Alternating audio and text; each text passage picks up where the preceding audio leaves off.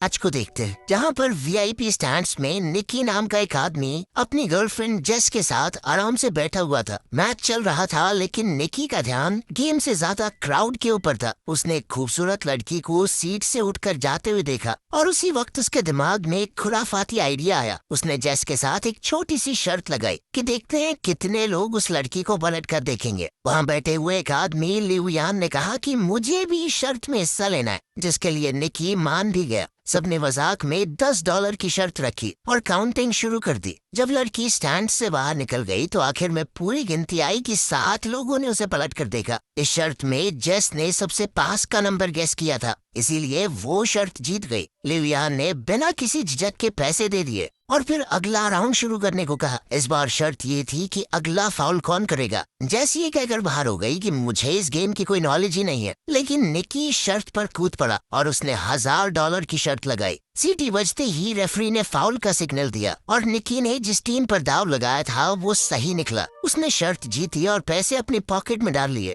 लियुयान शर्त हारने के बाद भी और ज्यादा एक्साइटेड हो गया। उसने कहा कि अब की बार $5000 की शर्त लगाते हैं। इस बार का सवाल ये था कि अब की बार वो बॉल को पास करेंगे या उसे लेकर दौड़ेंगे। निकी 5000 का दाव खेलने में थोड़ा हिचकिचा रहा था, लेकिन आखिरकार वो मान ही गया। लियुयान ने गेस किया कि वो भागेंगे और निकी ने कहा कि पास करेंगे और सीटी बजते ही प्लेयर ने सच में बॉल लेकर दौड़ लगा दी, जिस वजह से निकी अब $5000 हार गया। अब निकी ने डिसाइड किया कि कोई बात नहीं, 5000 हार गया, अब बंद करते हैं और उसने जेस से कॉफी पीने चलने को कहा। लेकिन लियुयान ने जिद पकड़ ली। उसने कहा कि तुम वीआईपी लाउंज में बैठे हो, पैसा तो है तुम्हारे पास, $5000 से क्या होता है, एक और बाजी खेलो, इस बार $10,000 की। और आखिरकार निकी मान ही गया और अब सवाल था कि ये प्लेयर अगला पास सही तरीके से कामयाब कर पाएगा या नहीं। निकी ने प्रेडिक्ट किया कि हाँ, पास दे गए, लेकिन दूसरी टीम ने पास को बीच में ही रोक लिया। अब निकी $15,000 हार चुका था। पैसे निकालते हुए निकी थोड़ा परेशान हुआ। उसने थोड़ा सोचा और कहा कि चल इस बार 50,000 की लगाते हैं। ये सुनकर जेस चौंक गई, लेकिन निकी गुस्से में दिख रहा था। इस वक्त किस्मत उसका साथ नहीं दे रही थी। वो अगली शर्त फिर से हार गया, जिसके बाद उसे 50,000 और देने पड़ गए। अब जेस ने उसे तुरंत रुकने को कहा, लेकिन निकी के ऊपर उसका गुस्सा और ईगो भारी पड़ गई। उसने बिना सोचे समझे अगली शर्त लगा दी $1,00,000 की।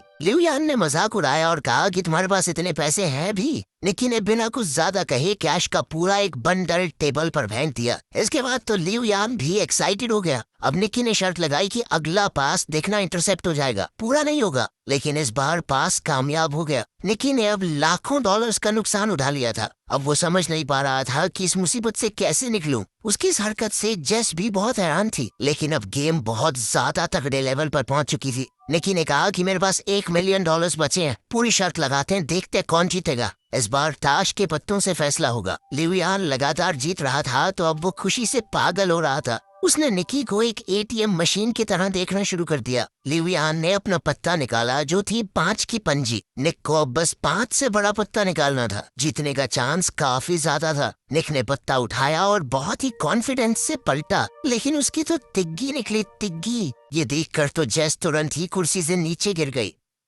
निकी ने जब गेम स्टार्ट की थी तो सिर्फ $4000 लगाने का मूड था, लेकिन अब तक वो $1 मिलियन से ज्यादा हार चुका था, यानी लगभग 9 करोड़ रुपए के करीब। इस शर्मनाक हार के बाद उसके पास कहने को कुछ नहीं बचा था, तो उसने चुपचाप जेस का हाथ पकड़ा और उसे बाहर ले जाने लगा। उसका मन बहुत दुखी था, लेकिन लियुयान अभी भी उसे और चढ़ाने लगा। उसने कहा कि यही होता है बेटे उस्ताद के साथ खेलने का नतीजा। निकी ने रुककर एक और शर्त लगाई $2 मिलियन की। अब आइडिया थोड़ा नया था। निकी ने चैलेंज दिया कि लियुयान किसी भी रैंडम प्लेयर को दूरबीन से चुन सकता है और अगर निकी ने उसका जर्सी नंबर सही से गैस कर लिया तो जीत उसकी। लियुयान इस बात से थोड़ा कंफ्यूज हो गया। उसने कहा कि ये तो भाई दिमाग पढ़ने वाली बात हो गई। उसे लग रहा था मानो निकी अपने पैर पर खुद कुल्हाड़ी मार रहा है। उसे थोड़ा शक भी था कि कहीं निकी कुछ चीटिंग तो नहीं कर रहा। उसके शक को दूर करने के लिए निकी ने कहा कि चल मैं गेस भी नहीं करता, इस बार जेस करेगी गेस।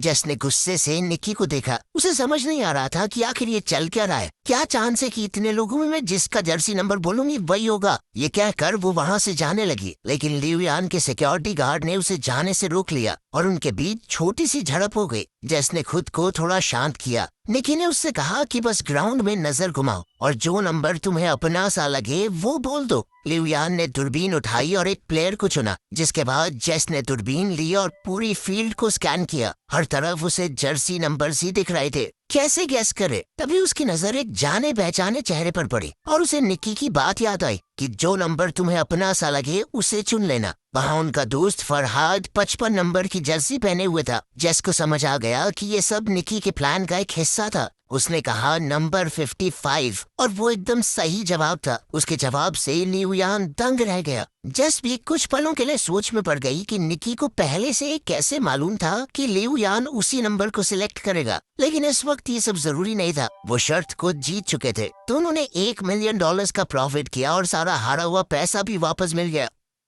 2 बड़े कैश से भरे हुए बैग लेकर वो स्टेडियम से बाहर निकल गए। कार में निकी ने जेस को बताया कि ये सब कुछ उनके प्लान का हिस्सा था। वो लिu यान को काफी समय से ट्रैक कर रहे थे। दरअसल लिu यान हाई सोसाइटी में अपनी जुआ खेलने की बुरी आदत के लिए मशहूर था। उसके सामने कोई कुछ भी शर्त लगाए वो कूद पड़ता था। निकी की टीम ने ये पूरा प्लान बनाया था। जैसे ही लिu यान ने अपने होटल रूम से बाहर कदम रखा, उसके सबकॉन्शियस माइंड में नंबर 55 डाला गया। सिक्योरिटी गार्ड के लेबल पिन में भी 55 लिखा था। स्टेडियम के रास्ते में साइन बोर्ड्स पर भी वही नंबर था और उन्होंने उसे सिर्फ ये नंबर दिखाया नहीं बल्कि सुनाया भी। मैच देखने आते वक्त उन्होंने लिu यान की गाड़ी में एक गाना चलवाया था जिससे उसे बार बार 55 नंबर का हिंट मिले। उस गाने में 124 बार 55 जैसी आवाज निकल रही थी, जिस वजह से लिu यान का दिमाग बार बार उस नंबर की तरफ खिंचा जा रहा था। साथ ही उसे फरहाद की एक फोटो भी दिखाई गई थी जिससे वो एक विजुअल मेमोरी बन गई। जब वो दूरबीन से देख रहा था तो उसका दिमाग नेचुरली नंबर 55 की तरफ गया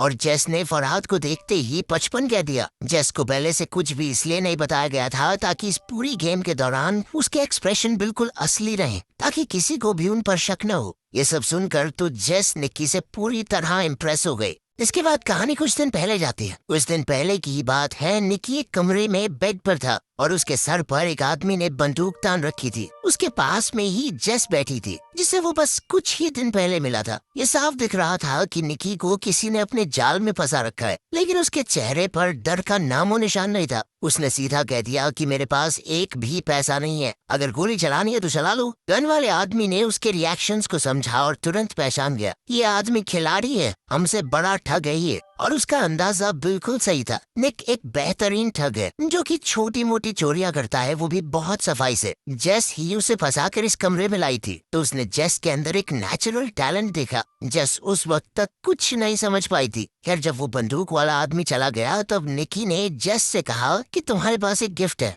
और अगर तुमने लोगों को ठगने की अपनी इस ताकत को अच्छे से तराश लिया तो सारी जिंदगी बैठ के खा सकती हो। निकी ने कहा कि हमारा तो पारिवारिक धंधा ही है, मेरा बाप उसका बाप सब ठग थे, वो पुश्तैनी ठग है। हर ट्रिक हर एक चाल उसके लिए एक गेम थी। जेस ने बिना समय गवाए थोड़े पैसे निकाले और कहा कि मैं आपसे सीखना चाहती हूँ। निकी ने भी समय बर्बाद करना जरूरी नहीं समझा। बाहर जाते वक्त भी निकी ने जेस की एक अंगूठी चुरा ली थी और उसे पता तक नहीं चला था। जब तक जेस समझ पाती कि हुआ क्या है तब तक उसकी घड़ी भी गायब हो चुकी थी और जब उसने हैंडबैग में घड़ी रखी तो निकी उसका वॉलेट निकाल चुका था। इन सारे कारनामों के बाद निकी ने कहा कि हाथ की सफाई, टाइमिंग और थोड़ा सा स्टाइल, बस यही चाहिए इस काम में। उस दिन निकी ने उसे गुड बाय के अलावा कुछ और नहीं कहा। कुछ महीने बाद जेस ने उसे न्यू ऑरलीन्स शहर में ढूंढ निकाला जहां निकी ने एक नई टीम बनानी शुरू की थी। उन दोनों की मीटिंग भी असल में एक टेस्ट था। वो देखना चाहता था कि जेस उनकी टीम को ज्वाइन करने के लायक भी है या नहीं। जब जेस ने हामी भरी तो निकी ने उसे टीम के एक आदमी के साथ मेले में भेज दिया। आज जेस की पहली प्रैक्टिकल असाइनमेंट थी। वो मैप हाथ में लेकर कुछ लोगों से रास्ता पूछने लगी। तभी उसके साथी ने चुपके से एक टूरिस्ट का कैमरा लेंस चुरा लिया। फिर एक दूसरे साथी ने जानबूझकर एक आदमी को टक्कर मारी और जेस ने उसका वॉलेट निकाल लिया। जेस को अब अपने चोरी करने के स्टाइल में थोड़ा कॉन्फिडेंस आने लगा था। उसने चॉपस्टिक्स की मदद से एक और औरत के बैग से वॉलेट निकाल लिया और सब कुछ इतना स्मूथ था कि किसी को शक भी नहीं हुआ। निकी ये सब कुछ एक बिल्डिंग के टॉप से देख रहा था। उसने टीम से कहा कि उसे अकेला छोड़ दो, अब उसके उड़ने की बारी है। जेस ने एक के बाद एक महंगा सामान चुराना शुरू कर दिया और उसकी हर चोरी के साथ निकी की आंखों में उसके लिए इज्जत बढ़ने लगी। अब निकी ने उसे एक और बड़े असाइनमेंट के लिए भेज दिया।